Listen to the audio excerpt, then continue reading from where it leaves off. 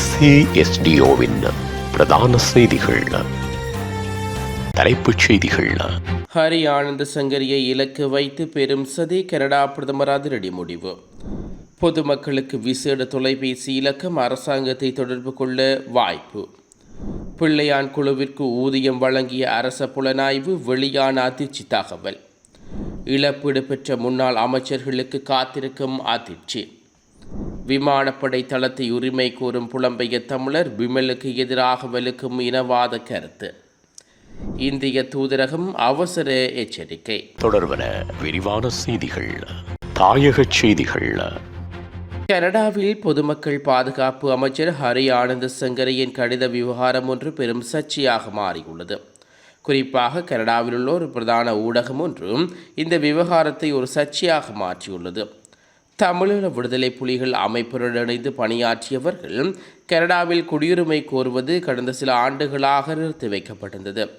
இந்நிலையில் விடுதலை புலிகளுடன் தொடர்பட்டதாக கூறப்படும் செந்தூரன் செல்வகுமார் என்பவருக்கு கனடாவில் குடியுரிமை கோருவதற்கு நாடாளுமன்ற லட்சணை கொண்ட கடிதத்தை ஹரி ஆனந்த சங்கரி வழங்கியதாக அவர் மீது குற்றம் சாட்டப்பட்டுள்ளது.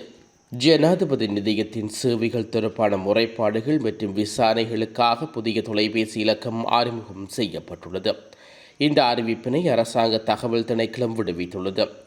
இதன்படி பொதுமக்கள் 0114354250 என்ற இலக்கத்தை தொடர்பு கொண்டு சேவையை பெறலாம். மேலும் பொதுமக்கள் இந்த இலக்கத்தின் மூலம் ஜனாதிபதி நிதியத்துடன் நேரடியாக தொடர்பு கொண்டு தேவையான தகவல்களை பெறலாம் என்றும் அறிவுறுத்தப்பட்டுள்ளது. ஈஸ்டர் குண்டு தாக்குதல் தொடர்பான விசாரணையில் இராணுவ புலனாய்வு அதிகாரியான சுரேஷ் சாலா பற்றிய விசாரணைகளும் ஆரம்பிக்கப்பட்டுள்ளன. இராணுவ புலனாய்வு அதிகாரியான சுரேஷ் சாலா கட்டநாயக்க விமான நிலையத்திலிருந்து வெளியேறாத வகையில் கட்டளை ஒன்றும் வழங்கப்பட்டுள்ளது. முன்னாள் ஜனாதிபதி மைத்திரிபால சிறிசேனா பதவியேற்றதும் ஹபரணையில் பகுதிக்கு பிள்ளையானை அழைத்து வருமாறு குறிப்பிடத்தக்கதாக அசாத் மௌலானா வழங்கிய செவ்வியில் குறிப்பிட்டிருந்தார். முன்னாள் ஜனாதிபதி மைத்திரிபால சிறிசேனா பதவியேற்றதும் ஹபரணை பகுதிக்கு பிள்ளையானை அழைத்து வருமாறு குறிப்பிடத்தக்கதாக அசாத் மௌலானா வழங்கிய செவ்வியில் குறிப்பிட்டிருந்தார். மேலும் ஆட்சி மாற்றம் இடம்பெற்றுள்ளது, என்னையும் இடமாற்றம் செய்யலாம், இராணுவ சம்பளத்தை சில வேளை தொகையாக கொடுக்க மாட்டார்கள் என சுரேஷ் சாலா குறிப்பிட்டதாக அசாத் மௌலானா குறிப்பிட்டிருந்தார்.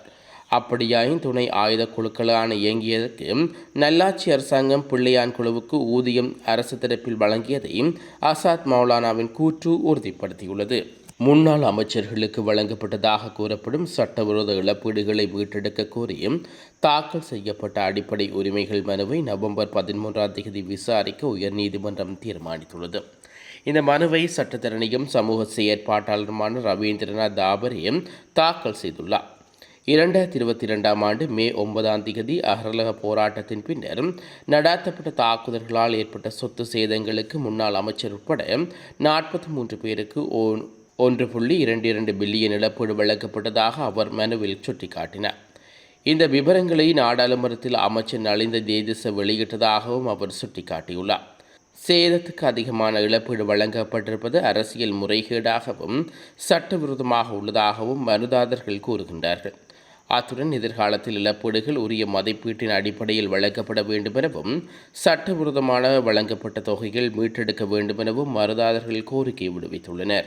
வெளிநாடுகளில் உள்ள தமிழ் புலம்பெயர்ந்தவர்களின் வேண்டுகோளின் பேரில் வவுனியா விமானப்படை தளம் அகற்றப்பட உள்ளதாக புதிய மக்கள் முன்னணியின் தலைவர் சுகீஸ்வர பண்டார குற்றம் சுமத்தியுள்ளார்.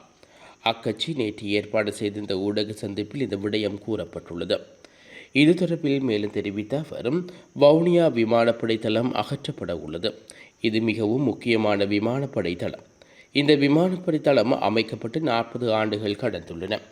1985 ஆண்டு இந்த விமானப்படை தளம் 3 கட்டங்களாக அமைக்கப்பட்டது. அப்போது இந்த நிலங்களுக்காக பணம் வழங்கப்பட்டுள்ளன. ஆனால் 2024 ஆண்டு டிசம்பர் 12 இந்த விமானப்படை காணி தொடர்பில் ஞானசம்பந்தர் என்பவர் ஜனாதிபதி அனுராவுக்கு கடிதம் மூலம் அறிவித்துள்ளார்.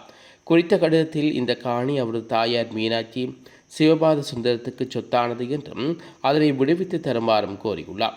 பின்னர் குறித்த கடிதம் பிரதமரின் அலுவலகத்துக்கு அனுப்பப்படுகிறது. பிரதமர் அலுவலகம் அதை துறைமுகங்கள் மற்றும் சிவில் விமான போக்குவரத்து அமைச்சருக்கு அனுப்புகிறது. அமைச்சரின் சிரேஷ்ட செயலாளர்கள் எம் அரீபா என்பவருடன் இது தொடர்பில் ஆராய்ந்து செயற்படுமாறு தெரிவிக்கப்படுகிறது. பின்னர் அரீபா பாதுகாப்பு செயலாளருக்கு ஒரு கடிதம் அனுப்பி இந்த காணியை சிவில் விமான போக்குவரத்து அமைச்சருக்கு ஒப்படைக்க உத்தரவிடுகின்றார். இந்த விவகாரம் தொடர்பில் எங்களுக்கு கிடைத்த தகவலின்படி அரீபாவுக்கு குறித்த உத்தரவுகளை அமைச்சர் விமல் ரத்நாயக்க வழங்கியதாக கூறப்படுகிறது என்று கூறியுள்ளார். உலகச் செய்திகள். அத்தியாவசியமற்ற ஈரான் பயணத்தை தவிர்க்குமாறு இந்தியர்களுக்கு அறிவுறுத்தியுள்ளது.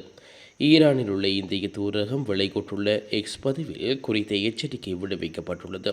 ஈரானுக்கு அத்தியாவசியமற்ற பயணங்களை மேற்கொள்வதற்கு முன் கடந்த பல வாரங்களாக ஈரானில் ஏற்பட்டுள்ள பாதுகாப்பு தொடர்பான அம்சங்களை கருத்தில் கொள்ளுமாறும் சூழ்நிலையை கவனமாக பரிசீலிக்குமாறும் இந்தியர்கள் அறிவுறுத்தப்பட்டுள்ளார்கள்.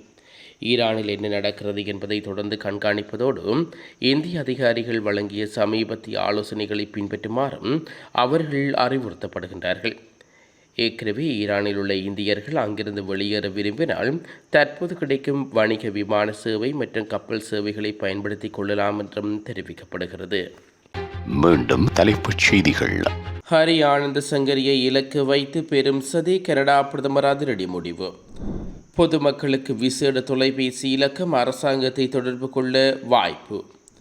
பிள்ளையான் குழுவிற்கு ஊதியம் வழங்கிய அரச புலனாய்வு வெளியான அதிர்ச்சி தகவல். இழப்பீடு பெற்ற முன்னாள் அமைச்சர்களுக்கு காத்திருக்கும் அதிர்ச்சி. விமானப்படை தளத்தை உரிமை கோரும் புலம்பெயர் தமிழர் விமலுக்கு எதிராக வலுக்கும் இனவாத கருத்து.